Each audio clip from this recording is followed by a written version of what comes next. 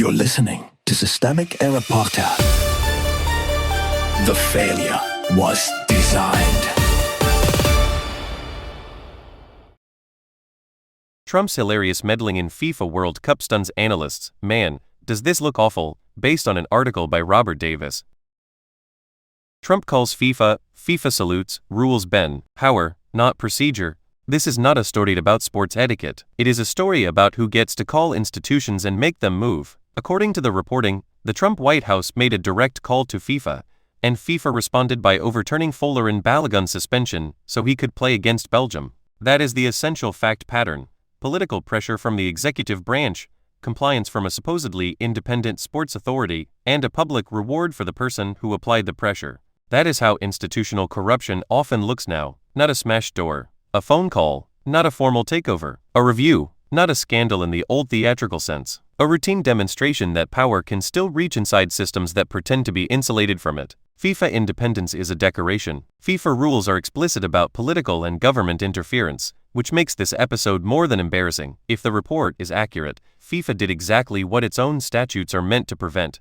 It let political power override an on-field sanction. That is not neutrality. It is submission. Gianni Infantino is not some distant administrator caught in the machinery. The source reminds us that he previously handed Trump a FIFA Peace Prize in December 2025, so the image here is not subtle. An organization that markets itself as global and principled is visibly pliant before a powerful political patron. The prize, the call, the reversal. The choreography is obvious. The real joke is who gets protected. The online reaction in the source catches the absurdity better than the institutional actors do. Trump is allegedly intervening to protect a player who is a birthright citizen. That detail matters because it strips away the usual nationalist theater. The same political movement that obsesses over policing citizenship and degrading immigrants is now, in this narrow case, being celebrated for defending a birthright citizen from a sports suspension.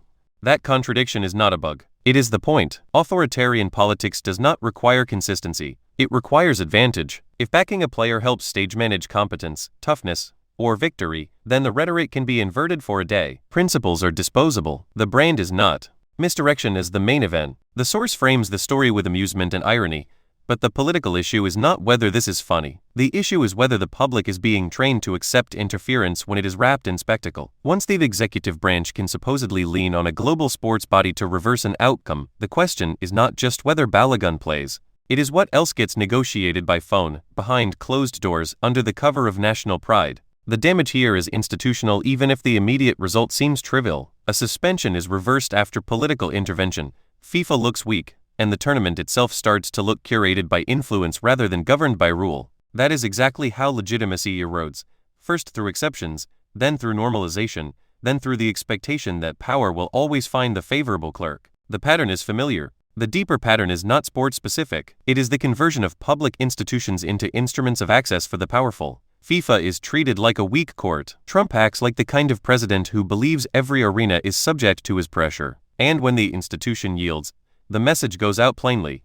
Rules are for the ordinary, discretion is for the connected. The story also reveals how easily democratic language gets displaced by personal loyalty and performative outrage. Trump calls the reversal doing what was right, and the surrounding ecosystem pretends that is a meaningful standard. It is not. Right here means favorable to the person with leverage. That is the moral vocabulary of impunity. What this really shows. This is a small story with a large shape. It shows an executive willing to reach into a nominally independent institution, and an institution willing to let itself be handled. It shows how quickly official boundaries collapse when power, vanity, and prestige line up in the same direction. And it shows that authoritarian habits are not always announced with flags and threats. Sometimes they arrive as a happy press release after a direct call to a man who knows how to say yes.